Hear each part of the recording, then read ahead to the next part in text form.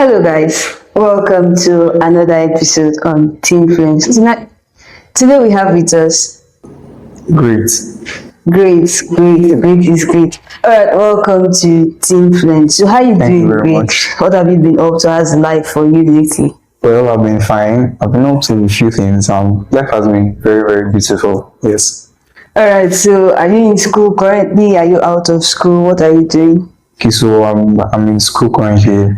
Just finished with 100 level. I'm currently going to 200 level electrical engineering. Preparing myself for children resources from.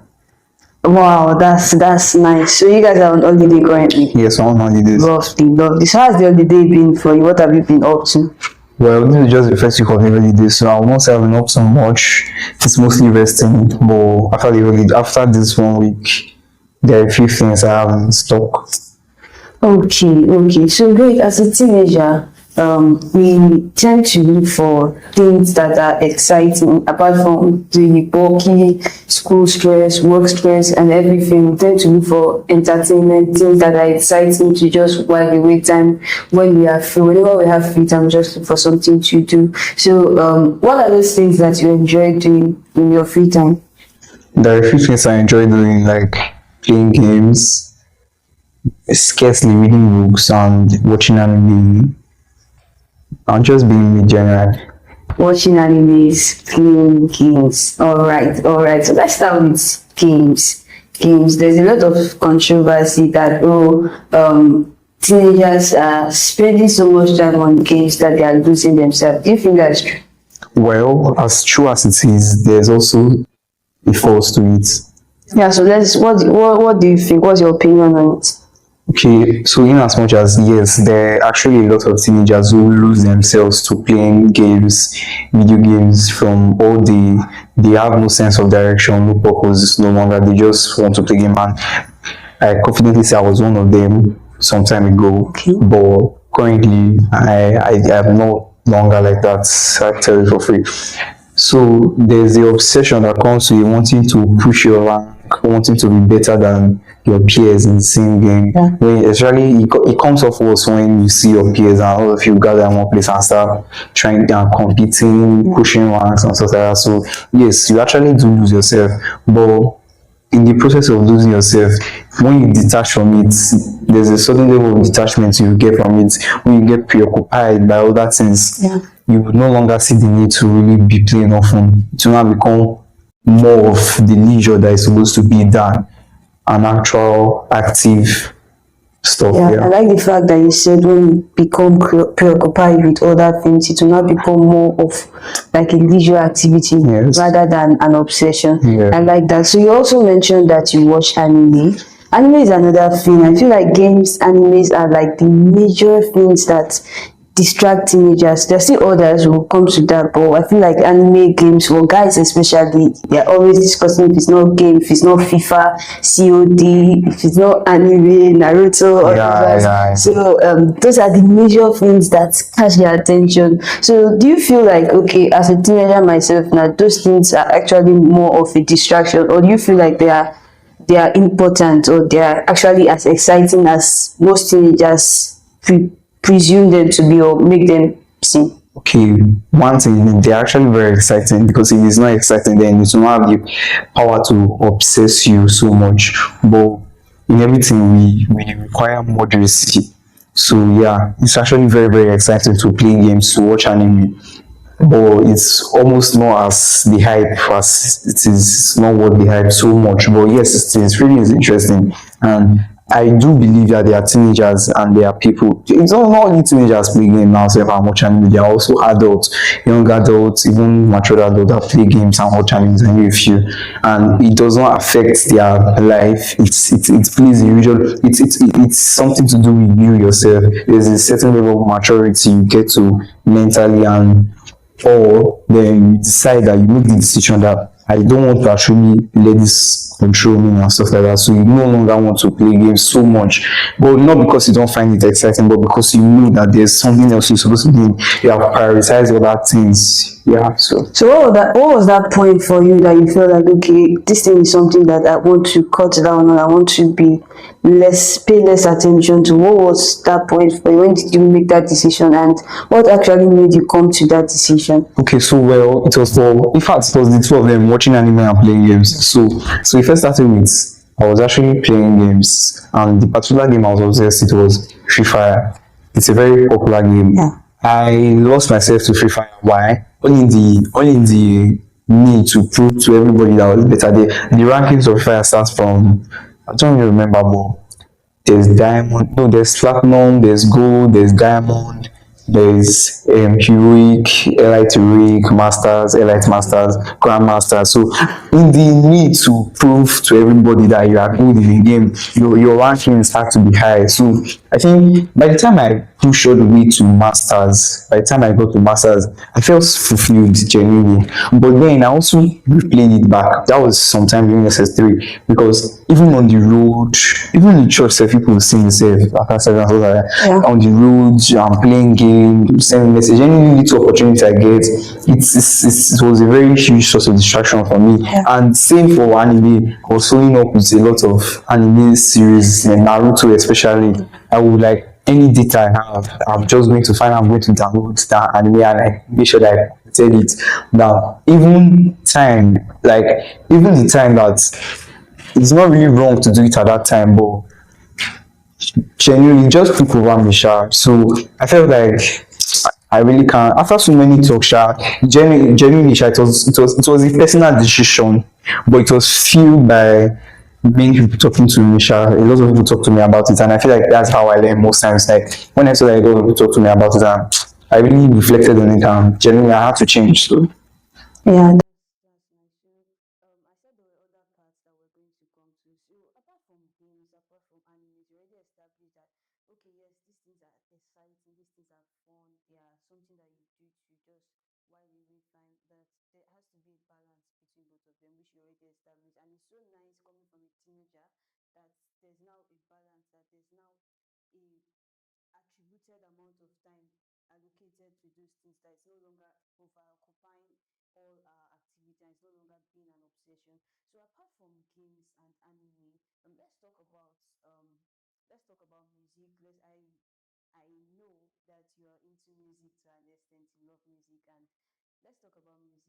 How's what kind of music do you consume? And um,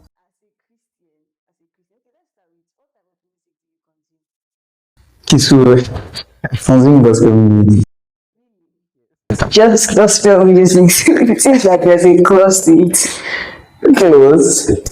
Well, yeah. Yeah, gospel musicians.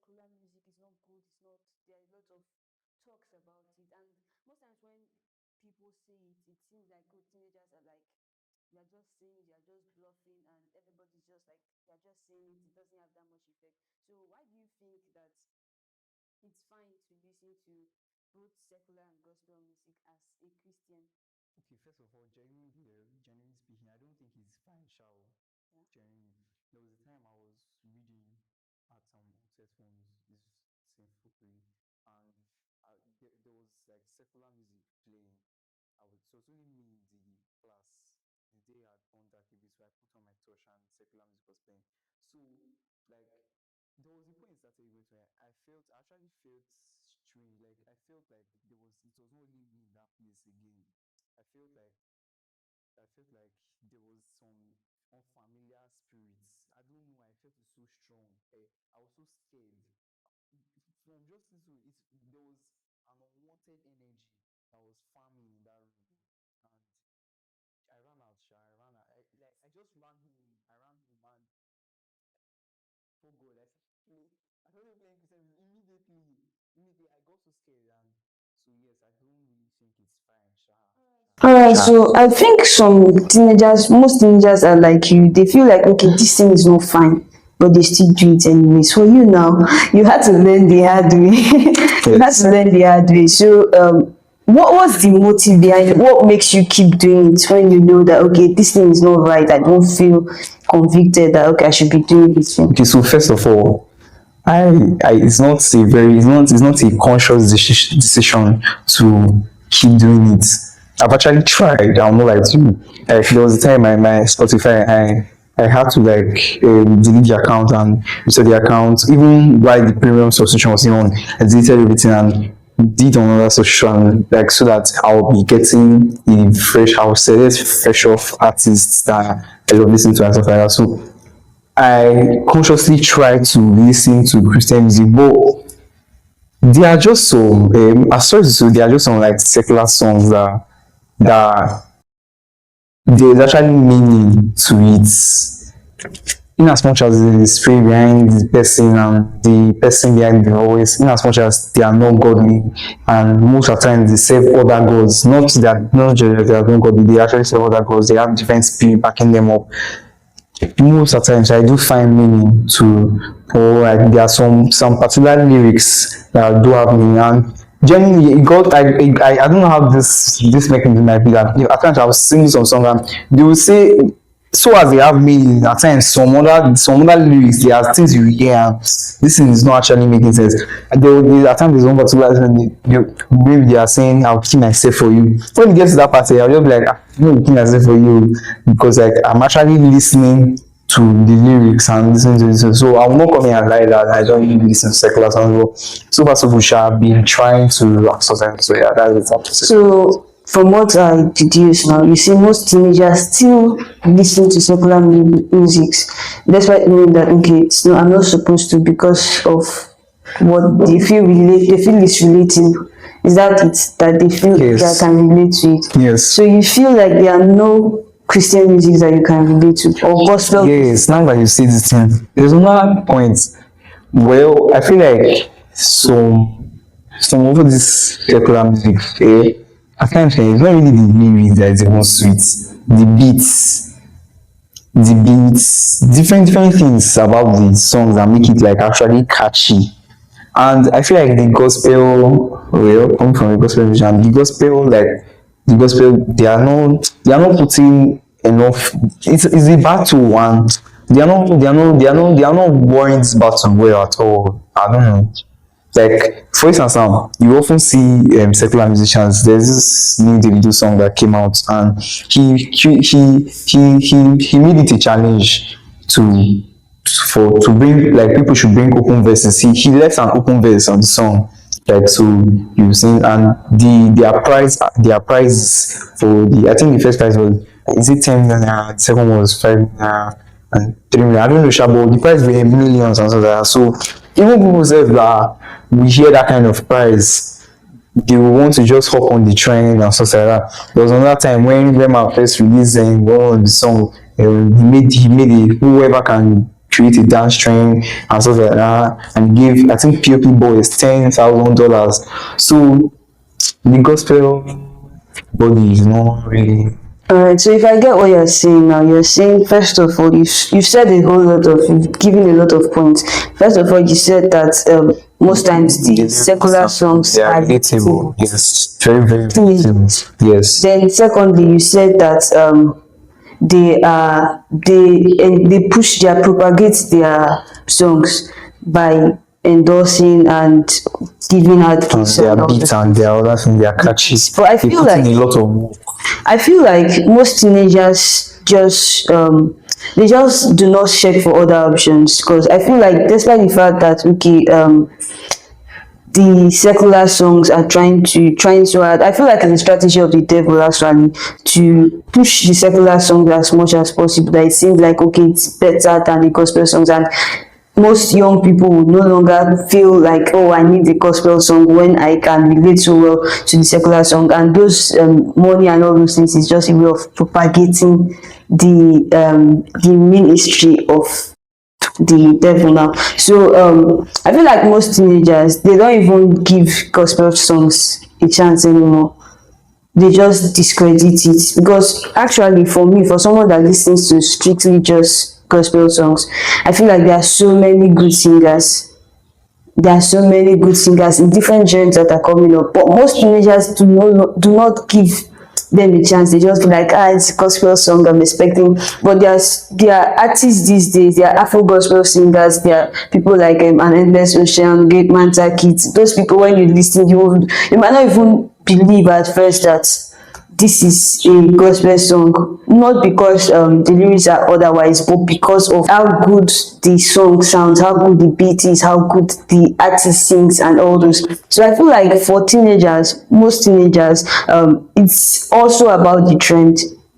Yes. It's also about the trend. So most times they want to pay attention to trending things, they want to pay attention to all these things trending. So do you think that, okay, trend also influences my decision? Because does it affect your decision, or it's just you personally, or is it that if they take away the trend from those songs, would you actually like it? Personally, the trend doesn't really matter so much, no matter how much. Most times, the songs are often like rotate secular songs. They are most times they are just songs I relate to, not really the trend or anything. So what exactly do you relate to? Is it the what kind of song do you relate to? What is in the lyrics that you actually feel you relate to? I can't really like pinpoint right now, sure, but they are actually songs I relate to. What I'm trying to get now is, okay, you said you relate to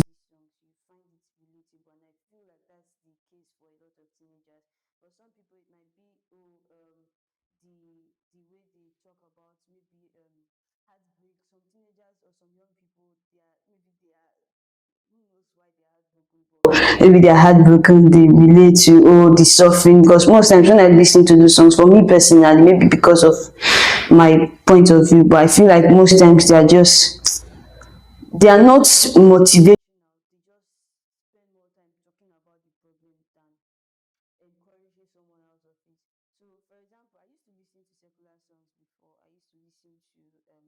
Juice WRLD, I used to listen to those. Yeah. So then I felt like, okay, this thing was something that I enjoyed. I could relate to the pain. I wasn't even in pain as it were, but these things are like something I could relate to, like the pain, the way they talk about the pain and all those things. I felt like I can relate to it. It even creates a notion that I wasn't even in. It creates an environment that I wasn't in. I was listening to heartbreak songs, I was listening to songs on pain, trauma, and all those things, and I wasn't traumatized, I wasn't heartbroken, but it was fueling it up, it was creating a kind of atmosphere, like you said. So for most people, it's not that these songs are actually relatable to them. It's not even because they are going through those things and they relate to them. I feel like it's because they just find it talking about certain situations that they feel like it's something that should flow along with. You get? So when I decided, for example, to stop listening to secular songs, I had to check, am I heartbroken? Am I listening to songs like suicide and all those songs? Why am I listening to those songs? I'm not heartbroken. But then it felt like I was relating to it, right? I Yeah. felt like I was heartbroken and stuff like that. So I feel like most teenagers just do it for, first of all, the environment. And that brings me back to another question. How much does your environment influence what you consume, your choice of song, even down to your FYP now? I'm very sure that since for someone that listens to a blend of secular and gospel music, your FYP has It's also. actually mixed. Yes, gospel and secular. How much does your environment influence your choice of songs, your FYP, what you listen to? Well, I would say my environment influences it a lot too.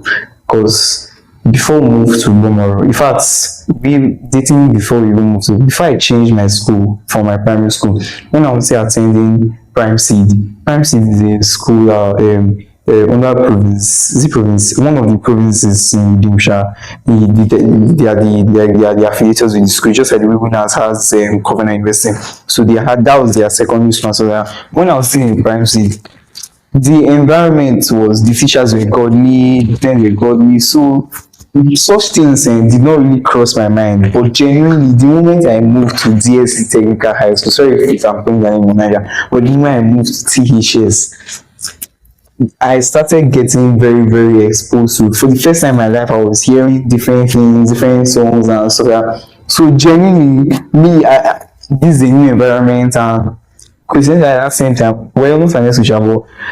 I was hearing new things and stuff like that. So I feel like the environment actually influenced me a lot, whether you believe it or not. Yeah.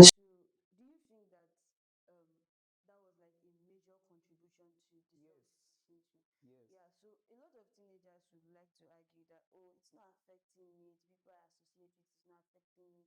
But that's not undermining the fact that, okay, yes, your environment also plays an important role in the kind of songs you listen to, the environment you find yourself in determines. And there's a way social media does it that, for example, your FYP now, you might just be thinking of something and it just pops up on your FYP, or you might be discussing something and it just pops up on your FYP.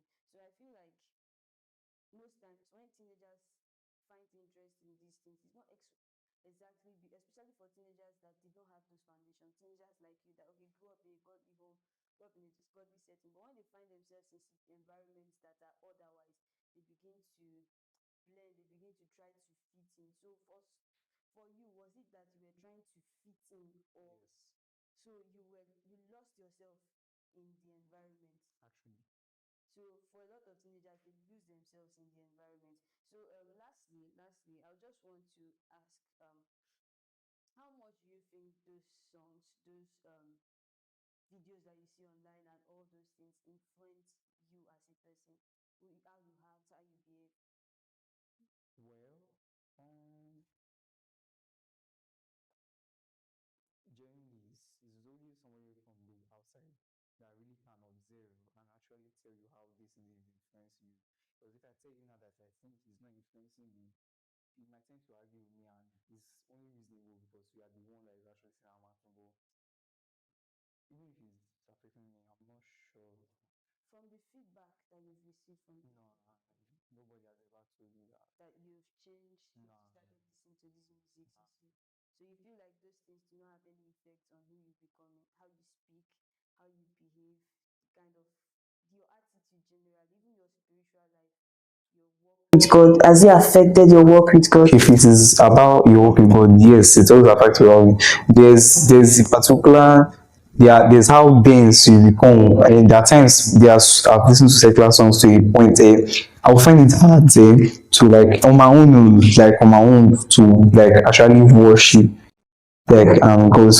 So at times I do like I used to like take break like no, I cannot, this is my weapon of warfare, I cannot let it like there are times, because there are times when I will not even remember my dreams, and so there are me not remember my dreams. So yes, at times not even at times, most times it does affect spiritually. So at times when I notice that this is that I like leave it for a while and stuff like that. Right. So for that,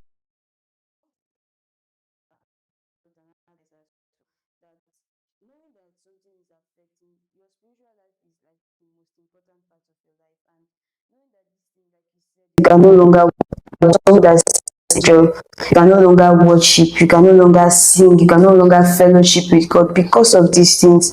You have to take a sit down and be calculative. Do I really need these things? That was the decision I had to make at some point in my life. It was so tough for me then. Like I remember different cases where someone was like, why are you doing this thing? I'm going to punish you or something if you don't delete them. And I'm like, do what you want to do. No, I can't delete it. But when I got convicted on my own and I had to sit down and reflect. I saw that okay, these things are standing as an hindrance because now I cannot be listening to a song that's talking about heartbreak and I want to come and worship God. I cannot be listening to a song that's talking down about God's special possession and I want to come and worship God. It's not going to flow. I'll be trying so hard to connect. So I noticed that this thing was, and aside from spiritual, it was also affecting for me. I'm surprised that it isn't affecting, but for a lot of people that I've seen, the way they talk, the way they behave, some people now sound like skits. Some people sound like skit makers, some people sound like the reels they watch, that you just see them, they sounding like one content creator, and you're wondering, what's this person that was so pro, that was so good, that was speaking so good, was so eloquent, and now the person is sounding. It's based on what you consume. I'm not talking about music now. I'm talking about your FYP, what you consume. So you see all those people and you wonder what happened. And when you begin to investigate, you begin to check. They started following a lot of content creators that are just doing those things to make money. They started listening to a lot of artists that sound that way. So I feel like it affects who you become. It affects you as a person. Aside from just your hindering your fellowship with God, it also affects you as a person. It also affects how much you can do. Because now someone that listens to a song that speaks down about themselves will feel down, even though that person used to have so much self-confidence. So that person will begin to feel so little about himself because of how much he has consumed. So I feel like most teenagers will want to argue it's not affecting, it's not bad, it's good, there's the balance and all those things. But sit down and assess, okay, is this thing affecting my spiritual life? That's the most important thing for anybody, any Christian. How's my fellowship with God? Is it affecting my fellowship? Anything that is affecting my fellowship, I'm not doing it. Then you also have to check, how is it affecting my behavior? How is it affecting the way I think? Am I still thinking productive? Am I still thinking like someone that has plans and purpose? Am I thinking like someone that has lost meaning of life? Am I speaking where is it affecting the way I speak? Sometimes you hear people speak and you're wondering, why is this person, despite the good school and everything, why is this person sounding like this? So is it affecting the way I speak? Is it affecting the way I interact with people? You will have to sit down and come to that conclusion, reflect and just have a sober reflection. What's the effect of this? And okay, let's say, what's even adding to me? Is it adding anything to me, or it's just gradually taking things from me? So you sit down and weigh it. What is it adding to me? Or is it just making me feel less of myself? So I feel like a lot of teenagers will want to argue that okay, it's not bad, it's not bad. But check, is it taking something from me? Is it even adding anything to me? And most times, so as someone that has experienced, it's not adding anything, it's just taking, it's gradually taking a you away from you. So that's like my D2 token to you and to other teenagers that are battling with it. So as a teenager, what's your final word for every teenager that has sat and listened to this podcast till this time? Okay, well, there are things that are lawful, but they are not expedient. So actually, yes, some of these things, although they might sound just, or you might have your own sense of what is right and what is wrong. Everybody has a different sense of what's right and what's wrong. So you might think it is right, but in the factual sense, most of it is not actually right. So, well, it's not. It cannot happen magically. Genuinely, I've tried it, but I don't think it will happen magically that you just I believe that slowly you can actually quit some of these bad habits and stuff like that. It's very very possible to slowly like this things that are propagating you listening to so yes, what you consume actually does shape you. Now that is when you tend to mention it. I think it's really and it's kind of things like you and stuff like that. So yes, what you consume actually most times slowly forms you and stuff like that. So just be very very careful of what you consume. Try as much as possible to be have a good relationship with God. Yes. Alright, so guys, you guys heard it from Great. That's also a teenager like you. What you consume actually determines who you are as a person. So if you are still consuming those things, it might not be a immediate effect. It might not be an immediate effect, but you have to make effort to start working on it, start abstaining from those things that you see are not adding value to you, that are actually taking something from you. Gradually separate yourself from them, and gradually you will become someone that, okay, this someone that's truly worthy, someone that's actually having a good relationship with God, and someone that's actually living life to the fullest that God has prepared for them. So that's all for us today on this episode of Teenfluence. See you guys on the next episode, and do well to subscribe, like, and